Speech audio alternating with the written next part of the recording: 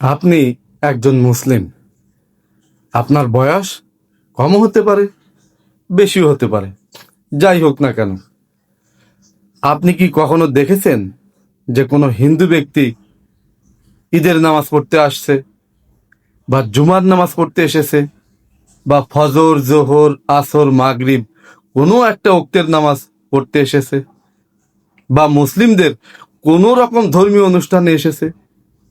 আসে নাই, কোনোদিন আসবেও না। তাহলে আপনি কেন মুসলিম হয়ে দলবল নিয়ে তাদের ধর্মীয় অনুষ্ঠানে গিয়ে হাজির হচ্ছেন, সেখানে সমস্যা তৈরি করছেন?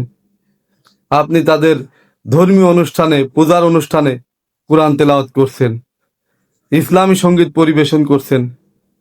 এগুলা কি ওইখানে পরিবেশনের জায়গা? কোরআন তেলাওয়াত করার জায়গা ওটা? আবার কেউ কেউ কি করছেন, গীতা পাঠ করছেন। তাদের কি গীতা পাঠ করার লোক নেই? আচ্ছা, সেম বিষয়টা একটু ভাবেন তো। আমাদের ঈদগাহ ময়দানে নামাজের সময় যদি কোনো হিন্দু এসে গীতা পাঠ করে, তাহলে কি হবে? আবার জুম্মার নামাজের সময় কোনো হিন্দু ব্যক্তি এসে মসজিদে গীতা পাঠ করে, তাহলে কি হবে? আমরা কি এটা মেনে নেব? কখনোই না, প্রশ্নই আসে না। তাহলে তাদের ধর্মীয় অনুষ্ঠানে গিয়ে দলবল নিয়ে এই যে সমস্যা তৈরি করা হচ্ছে, এটা কি আমরা বুঝবো না? তারা তো এদেশের নাগরিক। তাদের অনুষ্ঠান স্বাধীনভাবে, সুন্দরভাবে পালন করতে দিন না।